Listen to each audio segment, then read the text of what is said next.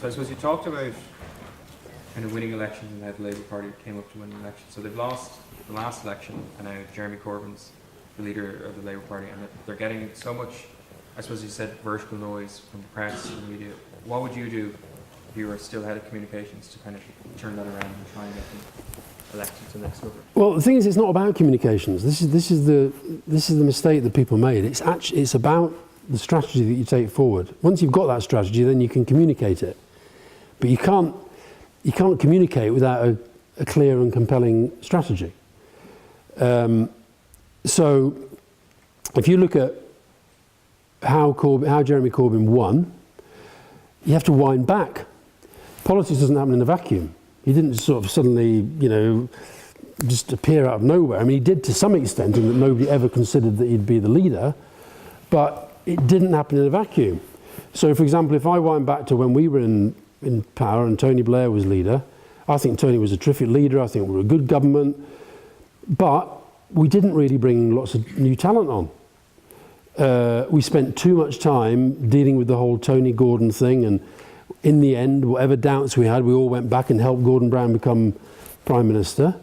And then after Gordon lost the election, Ed took over, and every single day people say to me, do you think Labour picked the wrong Miliband? And the fact that I get asked it everywhere I go means that's what the public think. And ultimately, that's what matters.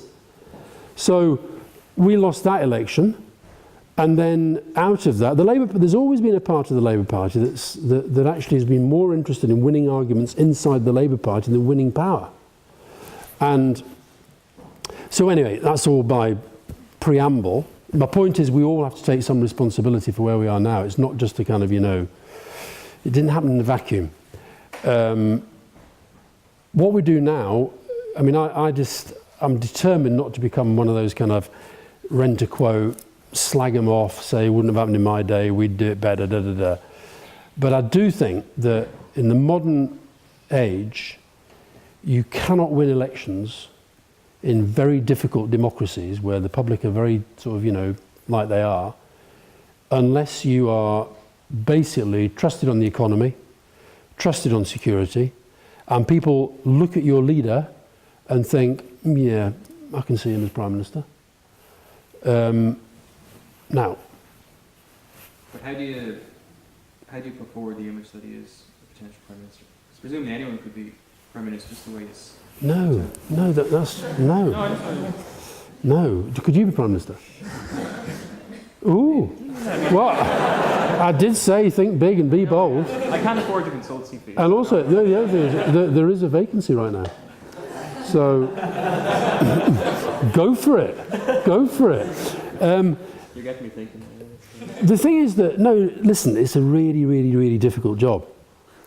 One of the most difficult things about it is that people look at you. See, I think one of Jeremy Corbyn's problems is a lot of people in the Labour Party, particularly the ones who joined to elect him, they're investing all of these hopes in him, but they're their hopes. I don't see necessarily the things in him that they do. What I see, because you've got to remember, when I was rabbiting on about Europe and I was saying you've got these undecideds in the middle. Now, to somebody like me, and I suspect to somebody like you, the concept of undecided is kind of a bit weird, right? But a lot of people don't think about politics unless they have to. They don't think about it. It's not, they get on with their lives.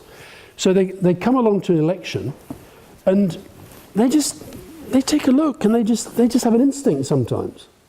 I think Ed Miliband, for example, I think a lot of people decided the day he was elected leader of the Labour Party, I think quite a lot of people decided that day, watching the news, watching the television, all this big ballyhoo about the new leader of the Labour Party, I think a lot of people just looked at him and think, that guy's not the Prime Minister. He's not a Prime Minister. And I think it's difficult to recover from that. Now, funny enough, I was at a business thing the other night and somebody, a right-wing conservative businessman, said he thought Corbyn could win. He thought that this inequality thing is going to get bigger and bigger and bigger. I agree with that. He thought there was a possibility that the economy would go belly up again. It might.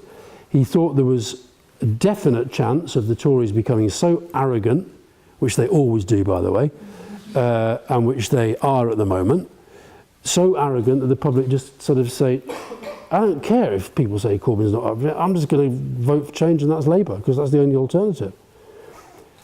My point is, I don't buy the idea that oppositions win elections because governments lose them. I think oppositions have to win elections and governments have to lose. In other words, if you've got a government, this is what we saw at the last election, if you've got a government that, I thought it was a pretty terrible government, but people thought, oh well, it's good enough, make do with it, I don't want to change. I'm not going for the change that's on offer. And so it's really not a question of what would you do to, you know, should he be wearing a tie, should he make this sort of speech, that sort of speech. Ultimately, it's about what is your core strategy, what are you saying? It's the big things that you're saying. And that's where I feel there's just not necessarily the connection with the people that you have to win that we lost last time. Does that make sense? Is that just, like, how would you build that connection? By changing the message or changing the policies? Or, so it's not the way you communicate it, but it's the actual content itself? It's content and it's delivery. It's content, it's delivery, and it's how you deliver. So it's all of these things. I say in the Winner's book, I call it the Holy Trinity, because I'm an atheist and I don't do God. I say strategy is God, and the Holy Trinity is strategy, teamship, and leadership. I apologise to any believers in here, but it's just my way of thinking about what I think about. And strategy, teamship, and leadership, you can have a great strategy, right? But Winston Churchill once said, you can have the most beautiful strategy in the world, but occasionally it's worth looking at whether it's working. So you need the strategy. You won't be able to execute a good strategy unless you've got leadership and teamship. And those three things have got to go together. And, you know, you just got to, you don't have to be Einstein to sort of look at what's happening to the way that British politics is at the moment to say that Labour isn't really coming over as a strong team. And it's not enough for people to say, oh, well, that's because you're not all uniting around the leader. Because there has to be something that people want to unite around and will be energised to go and do that. So these three things have got to go together. Do you think Corbyn gets a fair go in the media, like in general? Like they latch on to little things like that's the moral tie, or doing all the cracks. Yeah.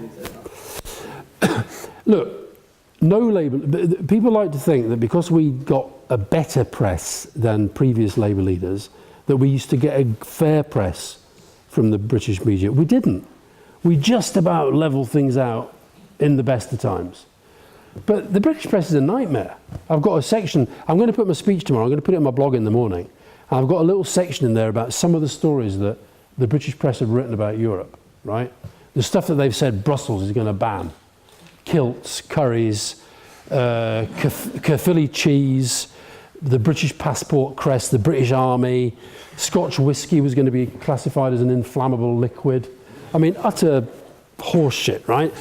And so the answer to your question is no, he doesn't get a fair press, but nor did we, and nor did Ed Miliband, and nor did Gordon Brown, and nor did Neil Kinnock, and nor did Michael Foot. And we have a very right-wing media. At the moment, nor does David Cameron, because he's doing, by my lights, the right thing on Europe, so therefore most of the papers are trying to kill him. So I think once politicians start saying, this is because I'm not getting a fair press, and these little things that people latch upon, I mean, for example, I was in Singapore recently.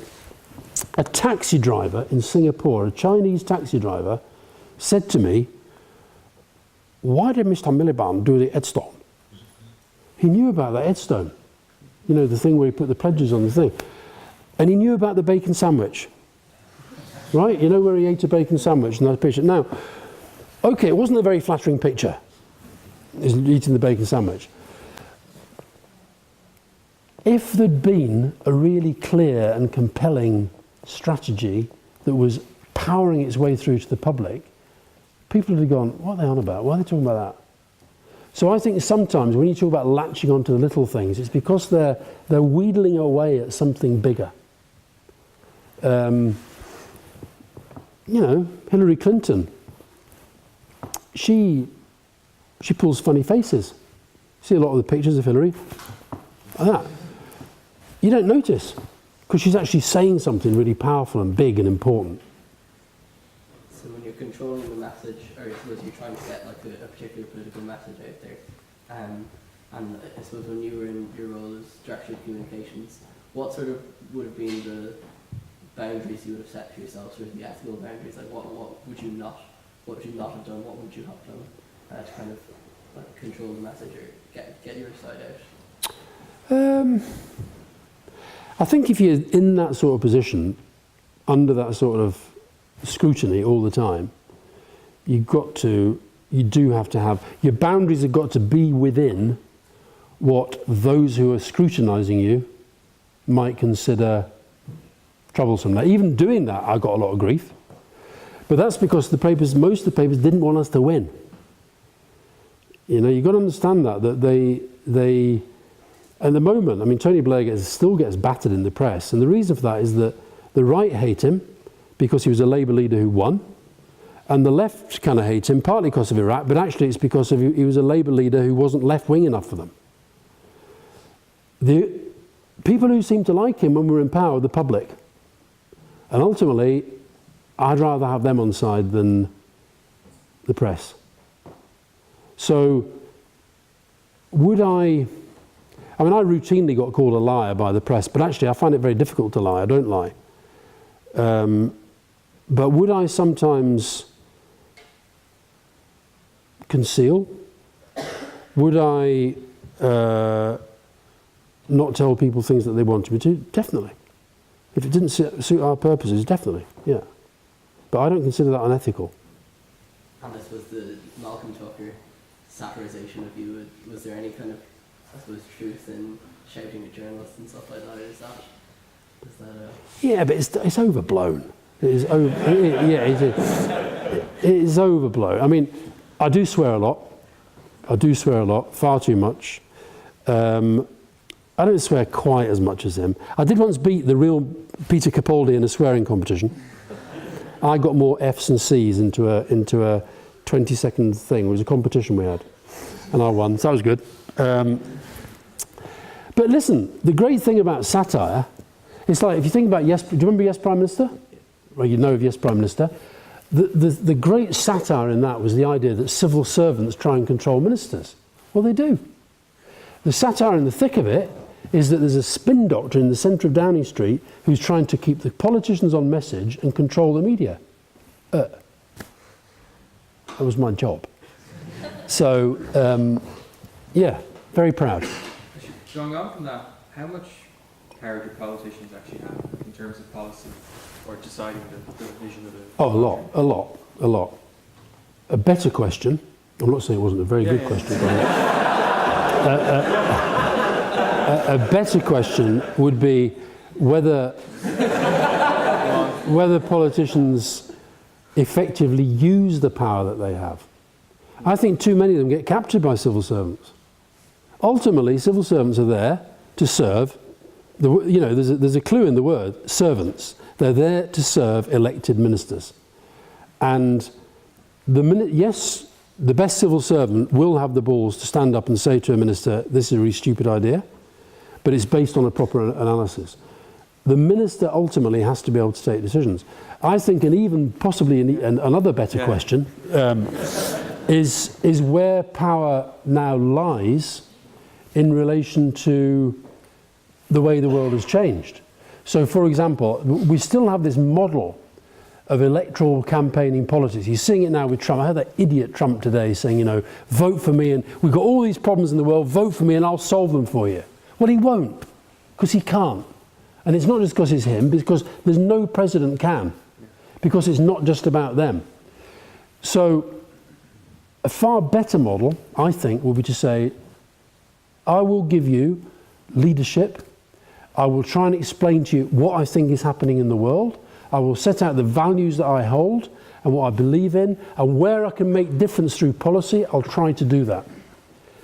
But there's still, we saw in our last election, vote for us and we'll give you this, give you a job, we'll give you a house, we'll keep the lights going on, the rest of it.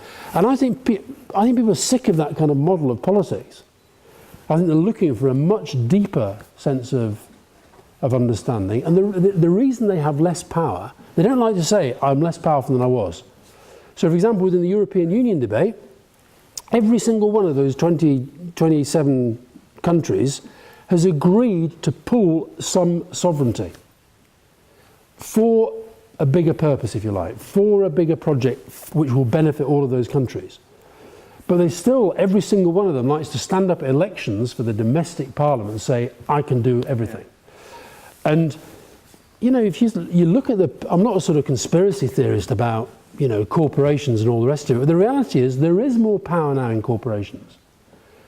Governments, this whole thing about the Panama Papers is really about the inability of governments, sometimes including the collusion of governments, actually to track money and to tax money so that we all share from the benefits of it.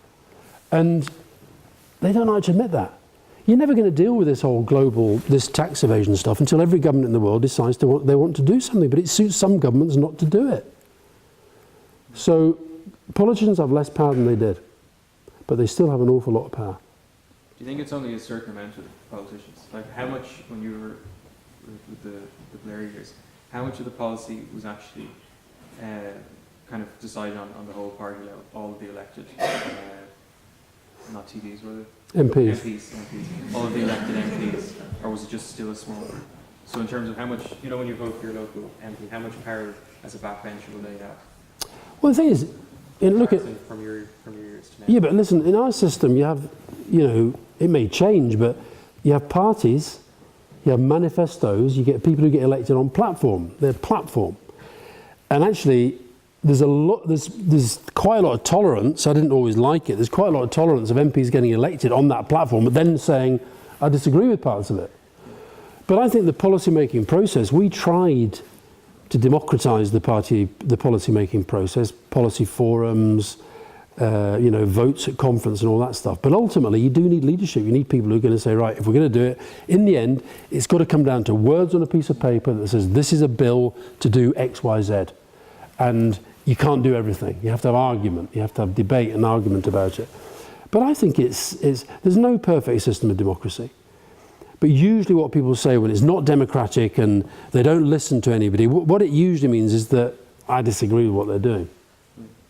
If it was doing something that person wanted us to do, it would be democratic.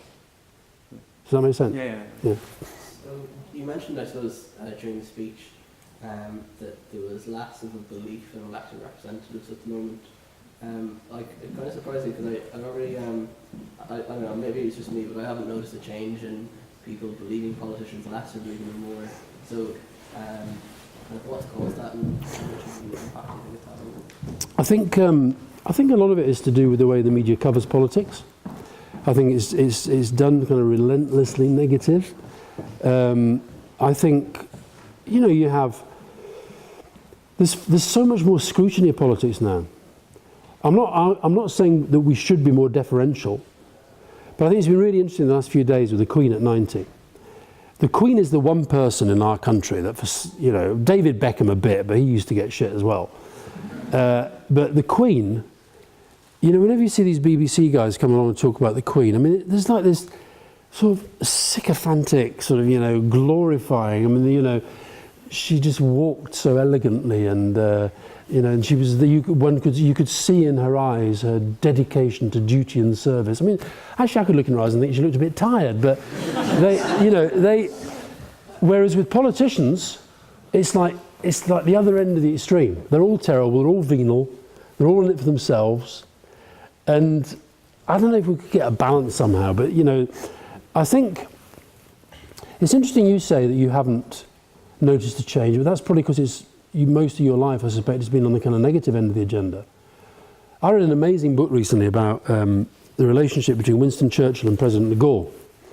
And it was extraordinary because Churchill and de Gaulle used to they had a very curious relationship because Churchill really helped de Gaulle when he was in exile but they were both quite difficult, prickly characters, and so they had their ups and downs, but they used to sit around laughing to each other about things that, you know, Churchill had said in Parliament, where he'd said something completely untrue just to sort of confuse the Germans about something. And you You imagine that today.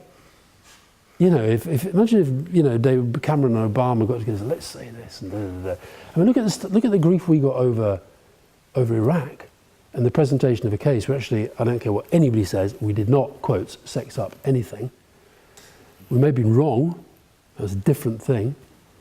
And yet these politicians, they could sort of, and the deference point. I'll give you another really funny story about Clement Attlee, who was the Labour Prime Minister after the war. And I always thought it was amazing. Churchill wins the war, he had approval ratings of 89%, and he got booted out.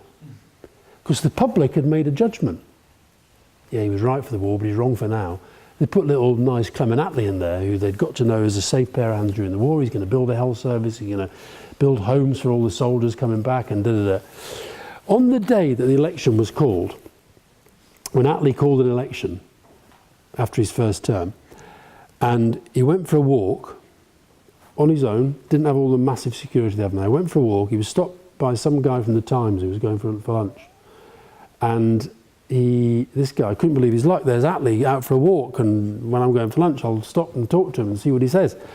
And he said, "Oh, Mr. Attlee, been to the palace, the Queen has been informed there's going to be an election.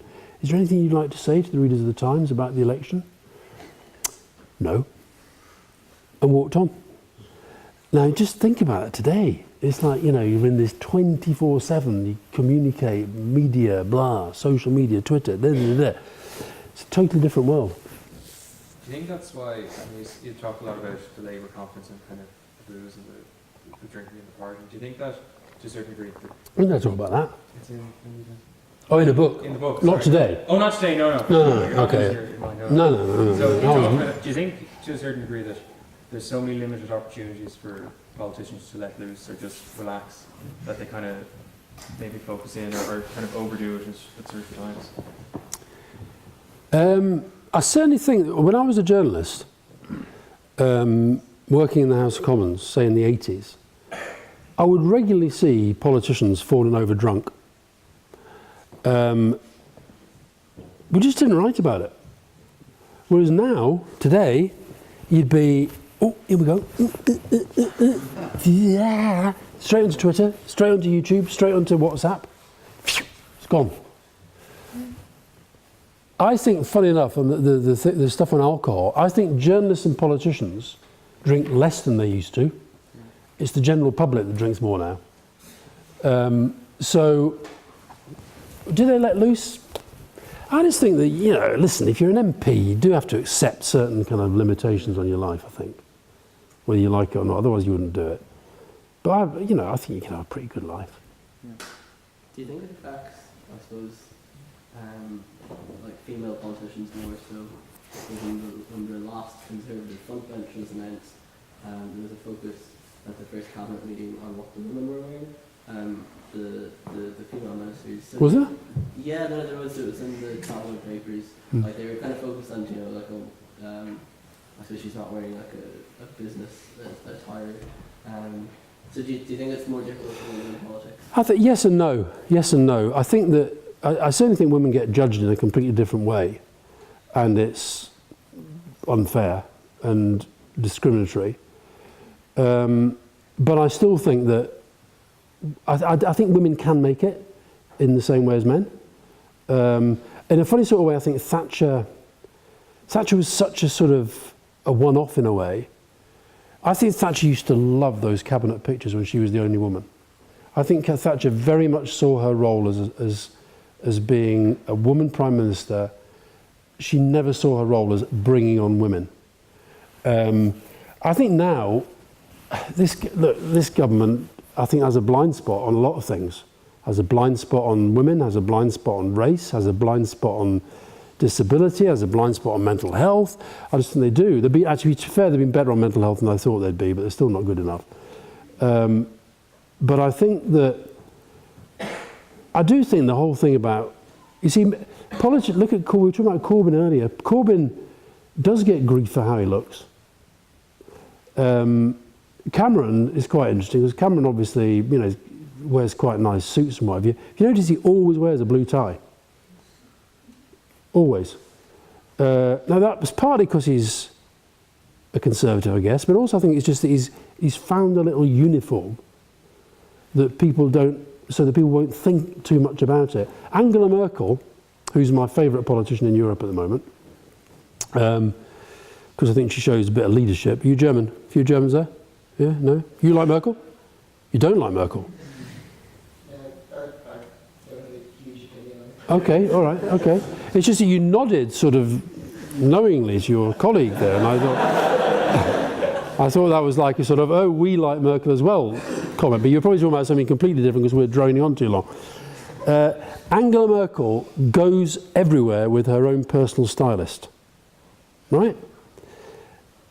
Why does Angela Merkel, who doesn't look like a kind of, she's not exactly Anna Wintour, and why does she go around? The answer is she has this person whose job is to make sure whatever she's wearing, she always looks the same. The hair, the makeup, the look is always the same. Why does she do that? So that nobody talks about her clothes. I like that. And let's be honest, some women use it to their advantage. Some men use it to their advantage. Some men dress in a certain, why does that twat George Galloway wear a hat? By the way, I saw that he was a previous recipient of this award. Yeah. So it's kind of worthless, really, isn't it?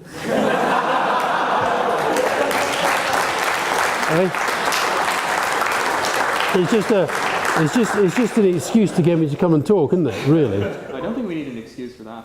Will we put it to the crowd first? I think so. Yeah. Yeah. Anyone want As someone who works in the mental health sector myself, I want to thank you for your inspiring words here 2.5 years ago when you talked about your past. I was wondering what your opinion is on the term itself, mental health, and obviously you work very closely with Time to Change, and you're a massive advocate. As our understanding of mental health and the general awareness of it develops, don't you think that the language that surrounds it should evolve as well? I do. That's a really good question, and I think mental health is okay for now. Because I think there has to be a greater recognition of what mental illness is, and I think when we talk about health, people still tend, in the main, to think about their physical health, and I think but where I think we hopefully are going to is to a place where well-being becomes what we mean by having good mental health. But I don't mind. I think mental health actually is kind of what it is. We can talk about the power of the mind, we can talk about the complexities of the mind, but I think that what I'm trying to do in the work with Time to Change is get to a place where people, not as people, but governments as well, there is a genuine equality between the way that people think about physical and mental health as individuals, as doctors, as governments in their spending decisions and so forth. And to me, the state of the mind is about our mental health. And so it can take you into areas like exercise and diet and mindfulness and all these things. They're all important and we can all do them. But why are we doing them? We're doing them because we're trying to think in a better, more productive, creative way about our mental health. Eventually, there'll hopefully be a kind of synergy and people understand that the two are completely related. But I think we're so far away from that that if we suddenly started to make that leap into talk that language now, I think we'd lose too many people. But you're absolutely right about the importance of language. I actually, for example, people talk about bipolar disorder. I prefer manic depression as a description because I think it's closer to what it is. I hate the word schizophrenia because who was the guy who wrote the novel? The Jekyll and Hyde. Because that's this idea of, it's about a split personality. It's not about a split personality. It's about a dislocation of the mind so that people are thinking things but that aren't related to what's actually happening. And they're often seeing things that aren't related to what's real. And that's not a split personality. And I've got a friend who actually is a psychiatrist who specialises in treating schizophrenia. He says one of the worst parts of his life is that when he makes a diagnosis of somebody with schizophrenia, it's explaining to them and above all to their family what it is not. And the misconceptions that people have about mental illness, they're terrifying. And you see the effects on people getting beaten up, and all you see it in the media and the kind of psycho killer on the loose headlines, all that stuff. So language is really, really important, but I'm not sure the world is ready yet for it to move on from mental illness, because I think that's what we're talking about at the moment. Yeah? Thanks very much for coming here today. Just out of curiosity, I mean, you were instrumental in bringing New Labour forward, making it electable, from the dismal times, in the 80s versus the Conservatives. And recently you've had, Ed Miliband knows red, and then you have Corbyn, shifting to the left further and further. Two questions. Do you think that Corbyn can last until the next election is called, or will his backbenchers rebel and try and bring the party back to sort of where it was under Blair, and even Brad perhaps? Also, if it does rebel and brings forward a new candidate, who do you think will replace Corbyn, and if not, who would you prefer to replace Corbyn? Well, I said earlier I'm not going to become one of those renter quotes who just slags off Jeremy Corbyn the whole time. I think if I did answer that in the way you're asking me to, I think there's a danger of doing that. Can he last? You see, he was elected by a very, very, far bigger share of the vote than anybody expected. And you've now got this whole kind of momentum thing going on within the Labour Party, where they're trying to consolidate the sense of his politics being what the Labour Party is about. And so, when I said earlier you need strategy, teamship and leadership, you're right to say, do I see anybody else around whom all this change might coalesce? And at the moment, I'm not sure that I do see that person and the mechanism by which the change takes place. Chancellor, or Shadow Chancellor, I should say, who has his say. Well, to me, that's like saying, well, we'll change, this red chip for that red chip. It's the same thing. It's the same politics. It's the same strategy. It might be a little bit more attractive, a little bit less attractive to the public. I've got no idea, but it's the same politics. So a change would, see at the moment there's all this talk, after if the May elections go disastrously for Labour, then they'll make a move against Corbyn. Well, it might, I don't know.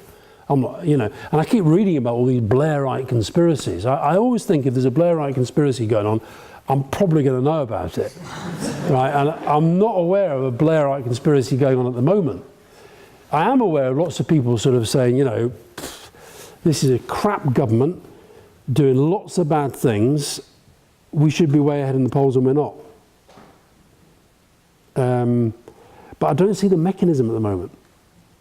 And if there was a leadership election tomorrow, who are the names that are going to come forward, and what's happened that's going to change the result? I don't know. I'm a little bit depressed. I shouldn't use that word in that context, I know, but right at the back.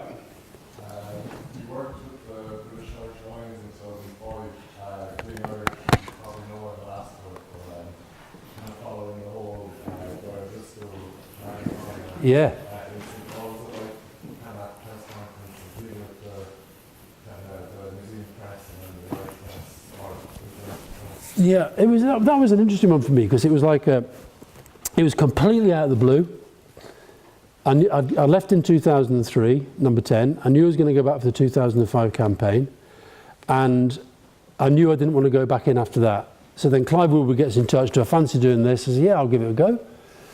I did say to him right at the start, Clive, I don't think this is a very good idea, because the press are not going to have me as their bloody, he said, well, I don't care. They told me the press complained to me that our operation wasn't good enough. They wanted a heavy hitter.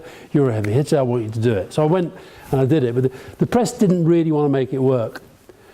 And so the Brian O'Driscoll thing was a really interesting example, because I think if I'd have not been there and it had just been like a kind of bog standard press officer who's sort of alongside Clive Woodward, I think they'd have done broadly the same things, that have really complained about it, that have really, Clive would definitely have gone out and said, this is ridiculous that this guy can virtually get assaulted on the pitch, and he's out the tour and looks like nothing's going to happen. I think they'd have done the same things. But what happened was that they kind of made it all about me, trying to sort of, put political spin into sport and blah, blah, blah, and it just became ridiculous. So, and the other thing, I mean, the Winners book is actually about the differences and the similarities between sport and business and politics, winning in sport and politics. And the thing about sport ultimately is, it is about the results. If the Lions had won the 3 tests, nobody would have given a damn about me being there. But when they started losing, I was just like a nice little thing over there that we could have a bit of fun with. But I really enjoyed it, and I've stayed in touch with loads of the players, Paul O'Connell, Brian, Donnacha O'Callaghan, Ronan O'Gara.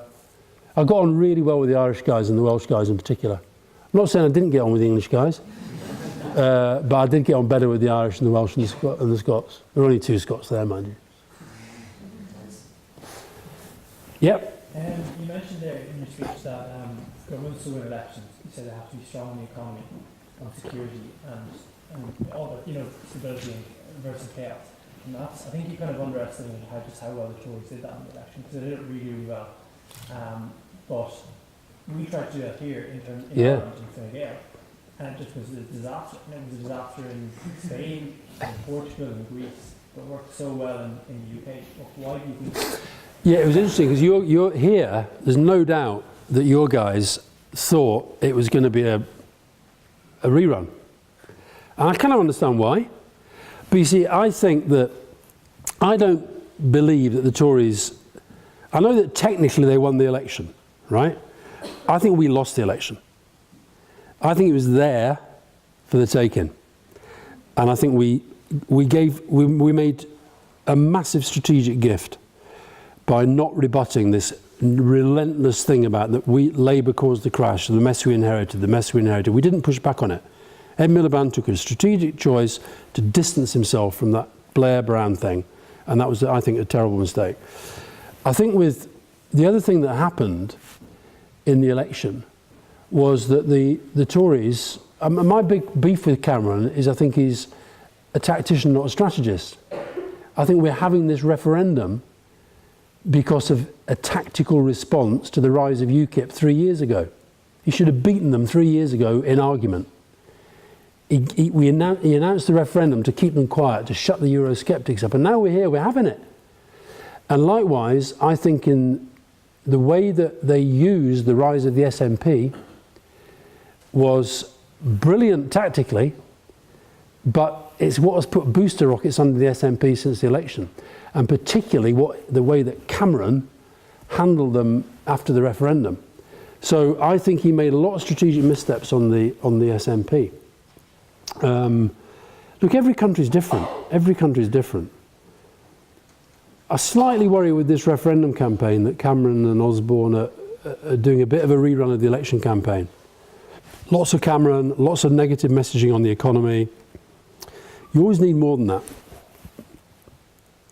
What's going to happen here anyway? Is Conor going to get it? No. Yeah. I'm just wondering, what was, you're talking about the Queen there, I was wondering what was the government's relationship like with the Queen after 1997, and maybe the second part, what did you think of your portrayal in the film of the Queen? In the Queen? Yeah. Well, I won't tell you what I thought, I'll tell you what my daughter thought, because I went to see it with her. And as we were walking out of the film, the cinema, she said, "Dad," she said, "why do they always do you like you're a complete yob?" I mean, it's complicated. It's complicated because, you know, I'm on the record as a journalist. I was always a Republican, a British Republican, not an American Republican or an Irish Republican necessarily. But she is pretty amazing. She is quite extraordinary. And I've actually written a chapter about her in the book on Winners, because she has strategized through this incredible long reign and through some very, very difficult periods.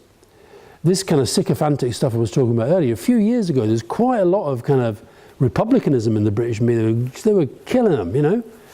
And so she's got through, and I think that we were always very sensitive to the fact that we knew the right-wing media and some right-wing politicians were just waiting to be able to say Tony Blair was kind of getting a bit above his station, or, you know, trying to use the Queen in politics, or all that. So that whole, you know, the week of Diana's death was very, very...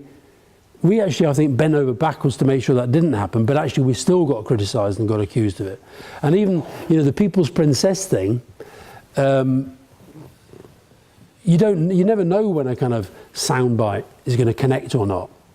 You know, it might have been he just said that and people just went, ugh. You just don't know. But it's sort of, I'll tell you when I knew that I totally connected, the Herald Tribune, the International Herald Tribune, the next day, the headline across the whole of the front page was, "World Mourns People's Princess." The Daily Mail, which as you may know is the most evil organisation on the planet, every single page for the next week had People's Princess on the top of every page. It connected. And I don't know whether that might have pissed a few people off, I just don't know. But Tony was always incredibly sort of respectful, and I mean, Tony used to tell me about everything, apart from his stuff with the Queen. Never, he'd come back from seeing the Queen every week. Well, what's you talking about? What were you talking about? You know, she think this, she think that. Ah. The only time was you know, sometimes he'd come back and there'd be something that she said that made him worry about something or whatever, but he'd never, you know, you're talking about letting your hair down and stuff. One of the ways leaders let their hair down is actually to have a gossip and have a laugh with the people that they trust. And Tony and I were both quite good impersonators, so we used to sit around impersonating the cabinet and other leaders and all that sort of stuff. But he didn't mess around with the Queen. No. Mom. Yes. What do you think of David Cameron's decision to allow members of the cabinet to decide individually on voting rights? He was driven to it by tactics coming ahead of strategy. He didn't want to be there. Like, was just, he couldn't have just stood firm and decided? He might, I think he probably could. He might have had a few resignations. He's had a few anyway. IDS, man who wants to save the poor, brackets, yeah. I think it's one of the things that's causing people you meet in Britain the whole time, they're like these Millwall fans, just saying they're confused, they don't know what to think. I think it is quite, in our system, it's quite difficult when you're used to the government of one party. We have the coalition, but now you've got the government of one party again. And people are used to them all, quote, singing from the same hymn sheet. So now, I think it unsettles people when and it makes them disbelieve everything. Because there's Michael Gove yesterday out sort of slagging off Cameron and Osborne and the campaign and the rest of it. This is meant to be like one of his best mates. And normally he's on there saying that David Cameron's fantastic and what he does is right and he thinks this and that. And I think it unsettles people. I think he probably felt he had no choice. I think he did have a choice, but anyway. Yeah, blue shirt. Yeah, so you're kind of discussing kind of how horizontalism or whatever is kind of becoming more and more like prevalent in society today. And obviously in America we're seeing the rise of Trump. We're seeing like in Ireland like parties like the anti-austerity party that are just kind of tapping into like disengagement people have with politics. Do you think that like politics needs to restructure itself to kind of, I don't know, tackle how Facebook and kind of social media the new politics, basically, like, do you think there's the government should, or the like political system needs to restructure itself in order to cope with kind of the changing world? It does, but I don't quite know how. In fact, I'm going from here to do Channel 4, but you know Steve Hilton used to work for Cameron. And he and I are having a debate about your very question, is modern politics democracy, is it sort of fit for purpose? And he's got this idea that actually you can use all sort of, clever apps and social media and da-da-da. Now, I think you can do that, if you like, at the tactical level. But ultimately, in a democracy, politics is about electing people to make decisions on your behalf. That's what it's really about. And I worry that some of the trends I've talked about before, more cynicism, less respect for the people who do go into public life, less interest, less informing, people no longer feeling a responsibility to inform themselves. I think that's all creating this idea that there must be some kind of whiz-bang magic solution out there with these really clever techie people. But ultimately, you're never going to take away the fact that politics is about making decisions on behalf of other people. And I worry, like when I look at the kind of Zuckerberg, Elon Musk, all these kind of, is there just a new generation of sort of oligarch type people? Why are they don't have democratic power or authority. They have power, they have authority, but it's not democratic. Just because we all go on Facebook and like something and we sign up to change.org and say we want something to change, I worry that people are thinking that that is political activism. So when I was talking earlier about the whole kind of whether it's racial equality, gay rights, smoking bans, all that stuff, you might be able to make change by signing a petition. But ultimately, somebody is going to have to be in a system somewhere that says this used to be the law and now this is the law. I don't see how Facebook's going to be the place for that. Now, it might be one day, but I don't see where it is now.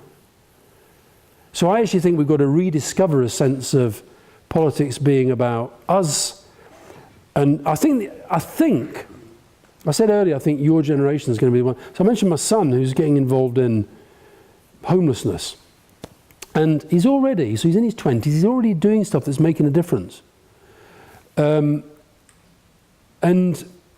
would you make more or less of a difference if you went into politics, became an MP, became the housing minister? Yeah, you probably would. But I think this idea of people getting more involved in their own community without cynicism, without saying, because I think a lot of people, they say, because I can't do everything, I won't do anything.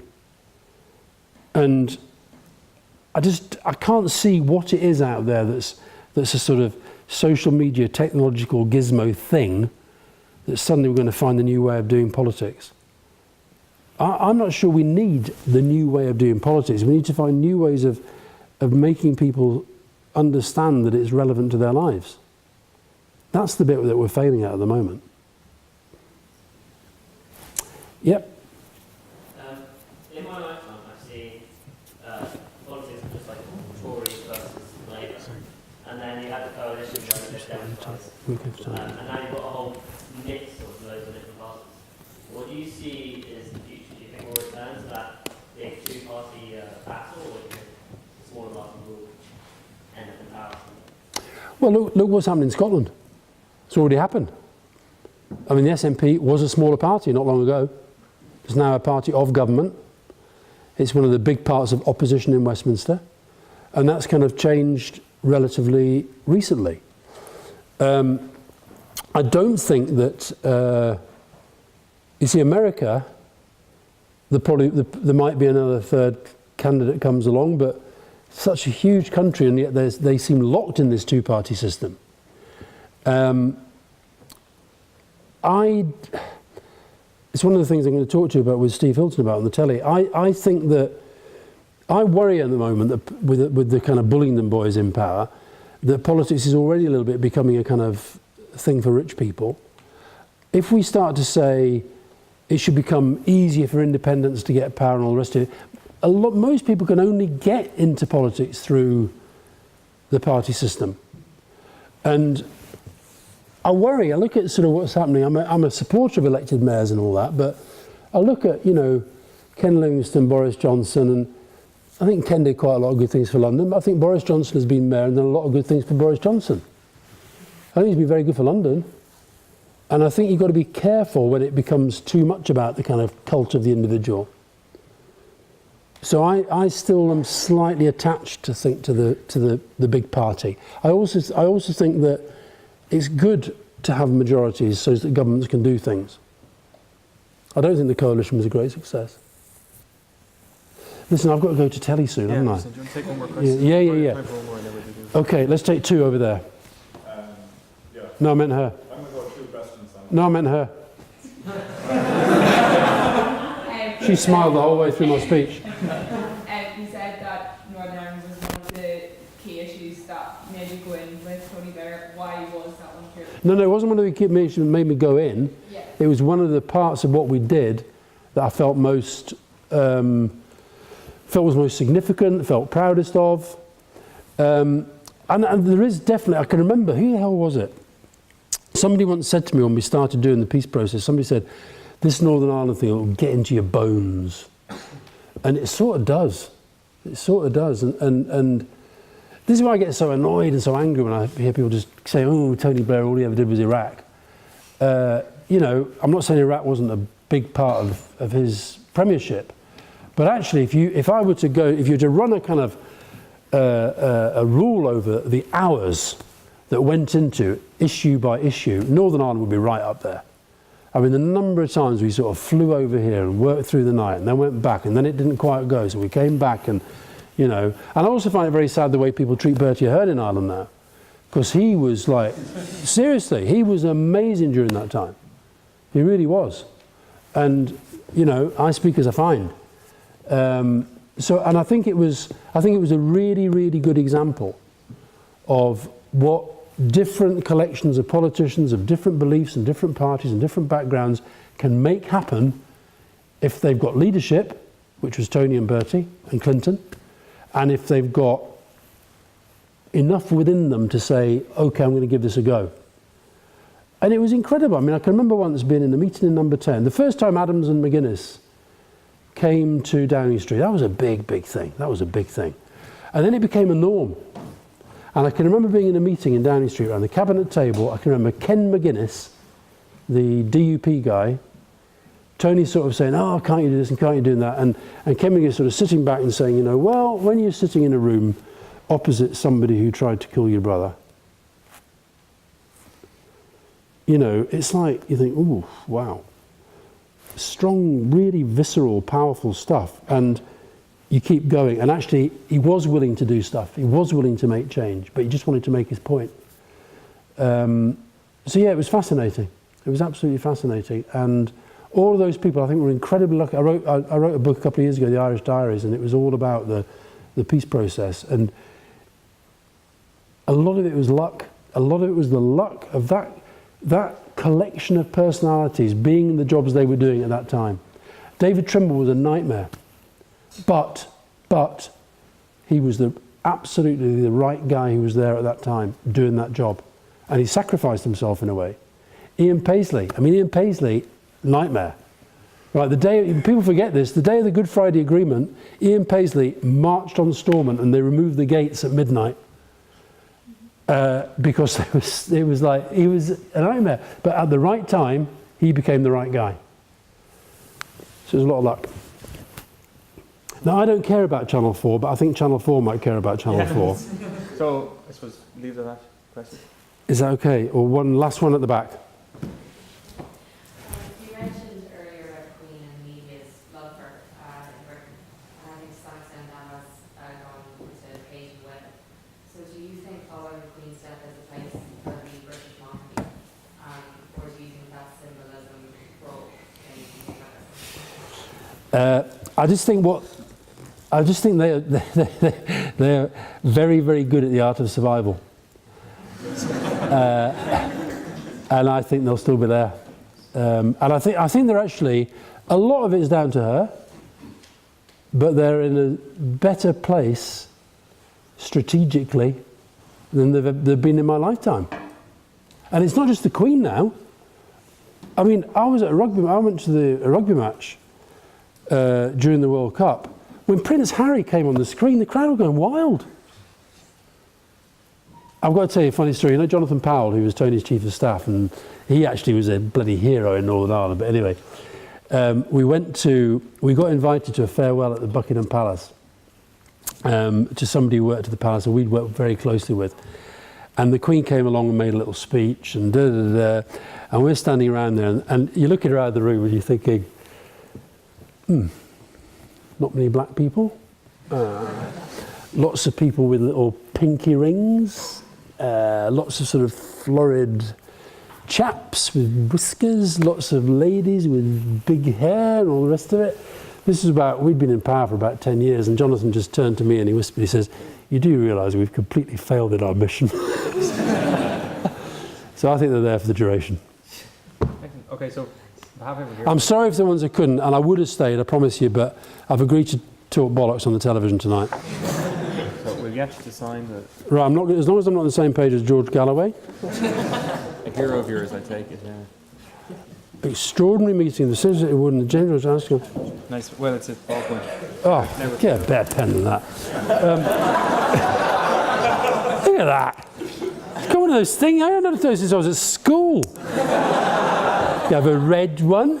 You're not that young to have a pen like that in school. I don't, we're not trying that. Do I just sign it? Just sign over. Just sign there.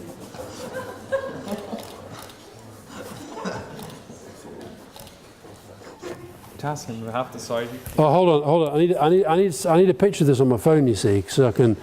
I want to announce to the world that I've met the next Taoiseach.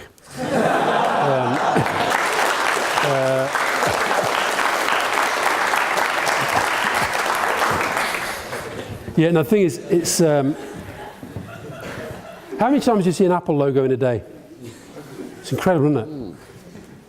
So here we go. Do you know my code? No, it's okay. There you go. Do you know what to do, yeah? Yeah, find the camera. There it is. There you go. Perfect. Right. Okay, my treasurer says we want the L and H sign in the Oh, background of as course well. we do. Sorry. Of course we do. Get this out of the way. What's that, an H? Literary and historical. Right, okay. And then, so here's the... So I'm a shaking hand. What am I doing? What am I doing? Fucking... Right. Listen, politicians can't cough over people. Sorry, I was all just sitting down, my lungs are a bit... Okay, so on behalf of the Society, Literary and Historical Society, we'd like to confer to James Jisworth. Thank you very much indeed. Thank you. Thank you.